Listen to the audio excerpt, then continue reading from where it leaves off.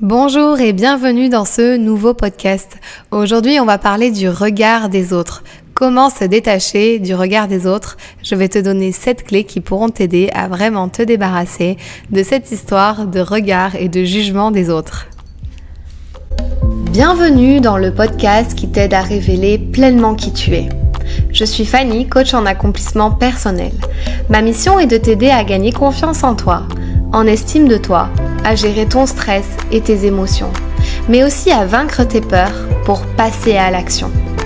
Chaque semaine, j'aborde des sujets dans le développement personnel qui t'aideront à t'épanouir et à révéler pleinement ton potentiel. Dis-toi que tout est possible, il suffit juste d'y croire. Avant de commencer cet épisode, je voulais juste te dire que j'ai refait mon e-book. J'ai un e-book qui est offert sur mon site internet fannylesprit.com et je l'ai refait dans le sens où je voulais vraiment donner 4 étapes clés et fondamentales sur la confiance en soi pour mieux développer sa confiance en soi. Et en fait, j'ai appelé ça, donc le e-book s'appelle Confiance en soi, mode d'emploi. Et à l'intérieur, tu retrouveras 4 étapes pour vraiment développer ça et arriver à te révéler pleinement, parce que je pense que c'est ce que tu veux aujourd'hui, c'est arriver à révéler pleinement ta personnalité, à gagner confiance en toi pour oser faire des choses, pour passer à l'action. Si ça t'intéresse, il est directement sur mon site internet. Je t'invite à aller le récupérer. Alors c'est vrai, on a tous tendance à se sentir jugés pour ce que nous sommes, pour ce que nous faisons ou disons par les autres. Donc ce sujet-là, c'est un sujet qui est assez vaste, c'est un sujet qui a été repris par énormément de gens au niveau du coaching, au niveau du mentoring.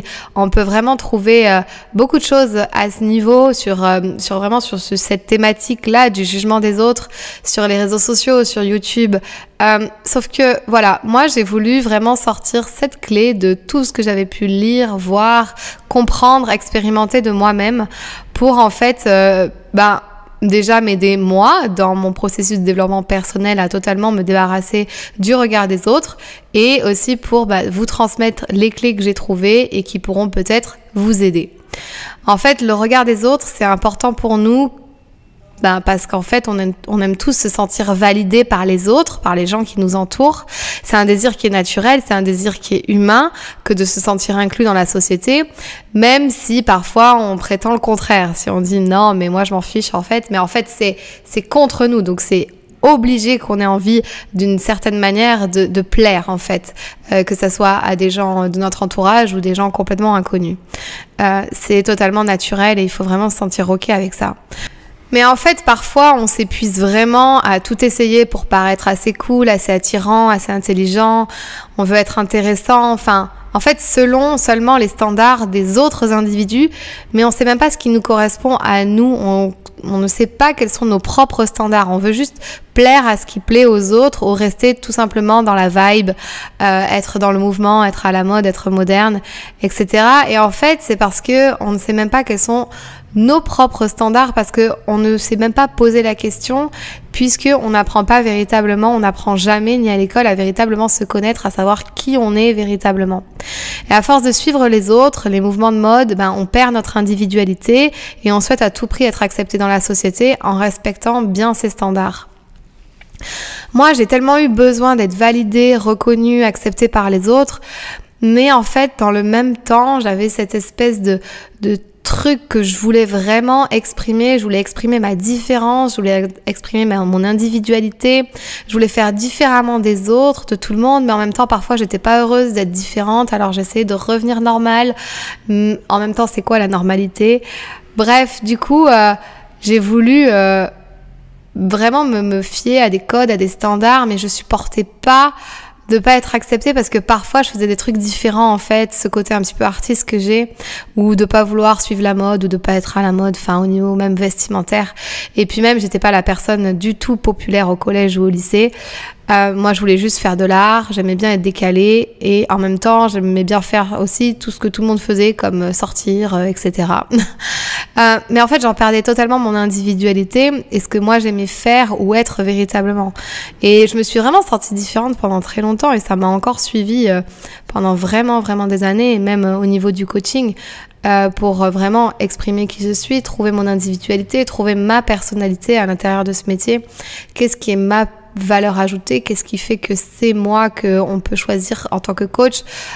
Tout ça, ça m'a suivi en fait pendant un long moment parce que évidemment en se lançant on a envie de respecter certains standards, de faire ce que les autres nous disent de faire et en fait encore une fois on peut y perdre notre individualité, donc il faut faire attention avec ça. Est-ce qu'il t'est déjà arrivé en fait de vouloir en fait avoir de la valeur aux yeux de quelqu'un et en fait toi-même tu t'es oublié? En fait, si tu réponds à cette question oui, c'est vraiment important que tu appliques les 7 clés que je vais te donner dans ce podcast.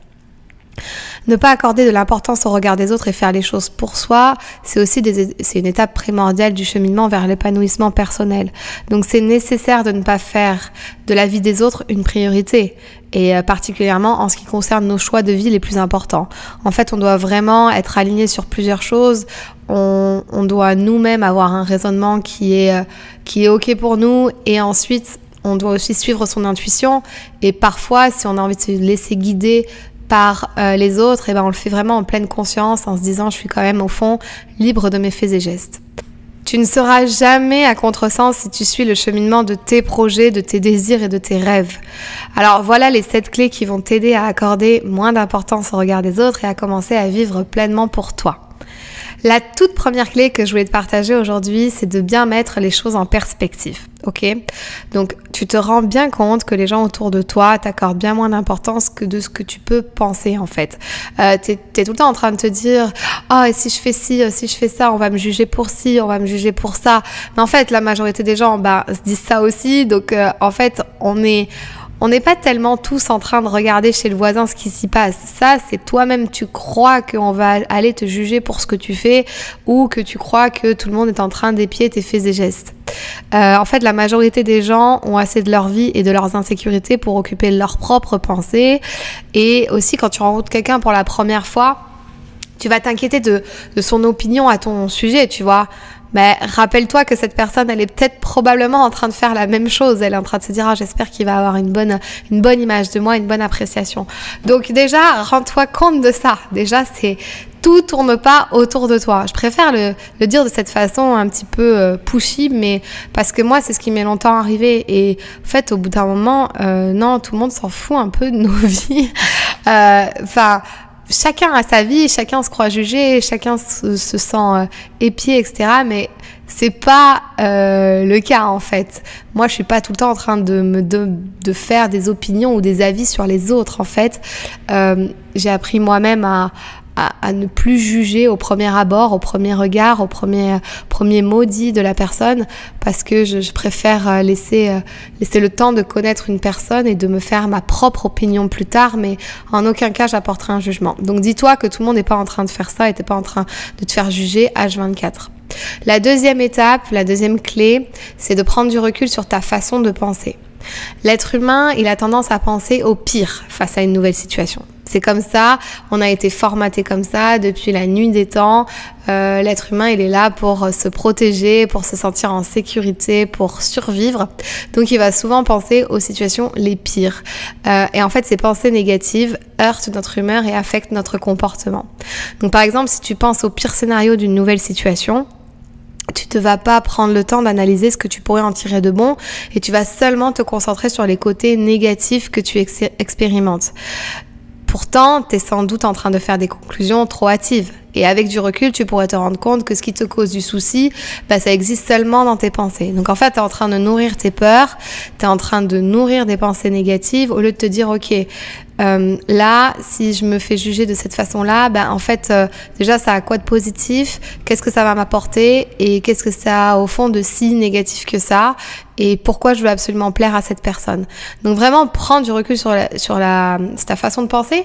Et puis surtout, questionne-toi.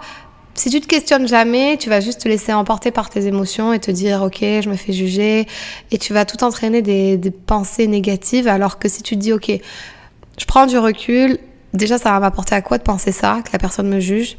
Et au fond, est-ce que là je suis alignée avec moi, mes valeurs et ce que je dégage? Oui. Bon, alors elle peut me juger si elle veut, mais moi je suis bien avec moi-même.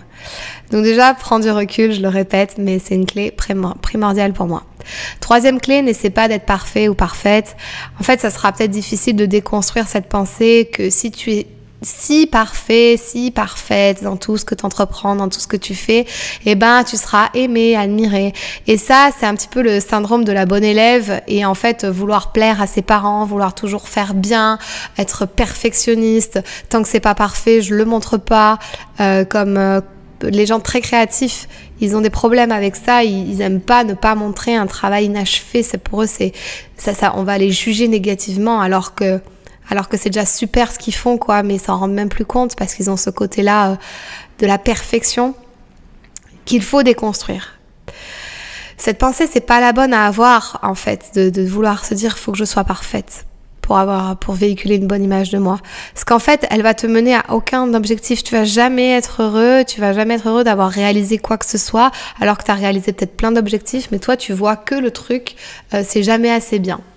Et en fait, rappelle-toi que la perfection, c'est une illusion subjective. C'est juste toi qui te dis, quand ça sera comme ça sera parfait. Donc c'est ta propre vision du monde, des choses, de comment t'aimerais que les choses soient à ton image et parfaites.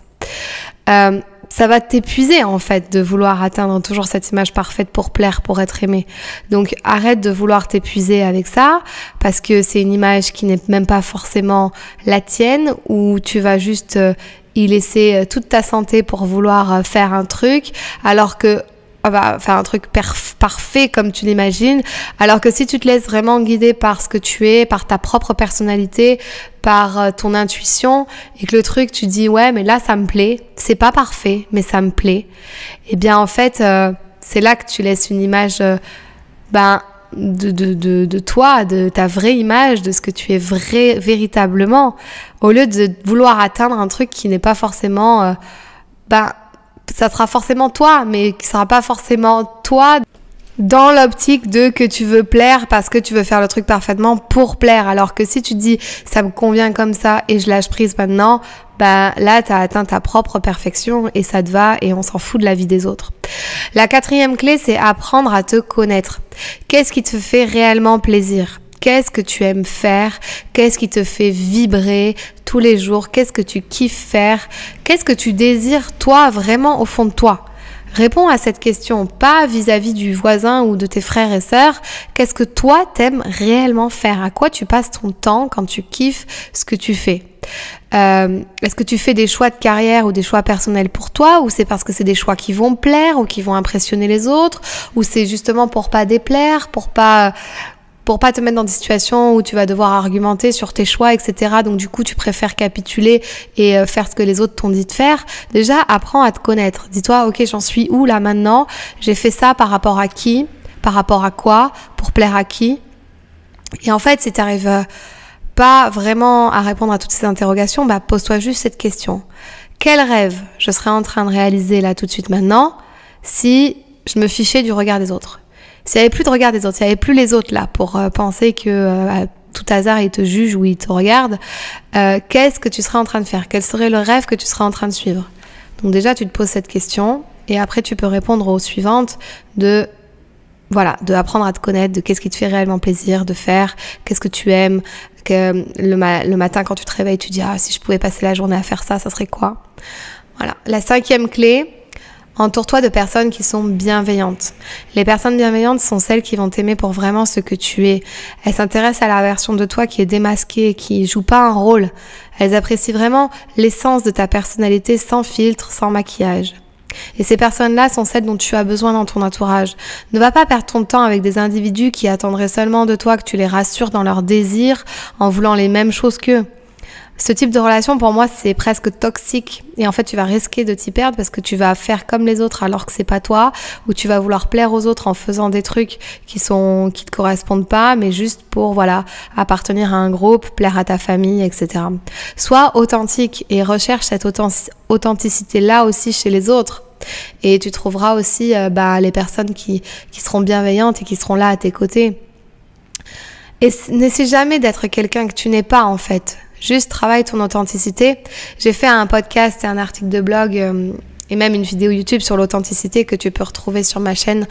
Je t'invite à aller la voir pour vraiment développer ça. La 6e clé, c'est de connaître tes valeurs. En fait, Ça peut être terrifiant d'exposer aux autres ses opinions, de défendre ses idées corps et âme et de s'exposer ainsi à la désapprobation de son entourage. Mais en fait, plus tu vas te connecter avec tes valeurs, avec ce qui te drive tous les jours, quelles sont tes vraies valeurs, eh bien en fait, tu vas pouvoir mieux affirmer tes opinions, mieux affirmer qui tu es. Tu te dois de décider ce qui t'est important pour toi, en fait. Ce qui t'est important, Assumer tes choix, te faire confiance, défendre tes points de vue. Ne laisse pas la peur, en fait, du conflit t'éloigner de tes valeurs profondes. Rappelle-toi que nous ne grandissons jamais sans prendre de risques. Nous grandissons en nous autorisant la possibilité de se tromper, de subir des échecs, de dire ce que l'on pense et de ne pas plaire. À quoi bon vouloir toujours, tout le temps plaire, en fait? Ça sert à quoi? Ça va quoi? Ça va gonfler ton estime, ça va te permettre de dire ah ouais mais je plais à beaucoup de gens donc ça c'est cool, mais en fait ça va pas te faire grandir et tu vas même stagner au même point, enfin tu vas rester au même point parce que t'apprendras jamais de tes erreurs. Donc apprends tes valeurs et respecte tes valeurs. Si tes valeurs, c'est l'honnêteté et que tu es dans un groupe de gens qui font des choses qui sont pas honnêtes, malhonnêtes ou qui te plaisent pas, eh bien, sépare-toi de ce groupe et dis-toi, moi, ma valeur, c'est vraiment l'honnêteté. Je crois vraiment en ça. Donc maintenant, je me sépare de gens qui ne sont pas honnêtes, qui ne vont pas avec mes valeurs. Ça va pour ça va pour le travail, ça va pour beaucoup de choses. Le couple, la famille, les amis, voilà. Il y aura des gens qui seront pas en accord avec tes valeurs. À toi de voir ce que t'en fais, si tu les acceptes comme ça. Mais par contre, derrière, si t'acceptes de continuer, voilà, à rester dans ce groupe, dans ce travail-là que tu fais, qui n'est pas en accord avec tes valeurs, continue à le justifier et à te dire, ok, la prochaine fois ou plus tard, où je ferai en sorte que je m'entoure de gens qui ont plus mes valeurs, ou je trouve un nouveau travail qui aura plus mes valeurs. Mais en attendant, voilà, garde bien ça et ne te laisse pas influencer par les valeurs d'autres personnes ou d'autres entités. La 7e et dernière clé que je voulais te partager, c'est de devenir ton meilleur ami. La réalité, c'est que, en fait, tu ne pourras jamais plaire à tout le monde, quoi que tu fasses. Tant mieux, parce que plaire à tout le monde, c'est aussi plaire à n'importe qui. Et toi, t'as pas forcément envie de plaire à n'importe qui. Et au lieu de te torturer à essayer de modifier l'essence de ta personnalité pour plaire à n'importe qui, apprends simplement à t'accepter tel que tu es. Aime-toi, accepte-toi tel que tu es, aie confiance en toi et en tes capacités. Reconnais tes qualités, embrasse tes défauts. Donc dis-toi, mes qualités c'est celle-ci, mes défauts c'est ça. Et en fait, ça fait de moi un individu unique parmi des milliards d'autres d'individus.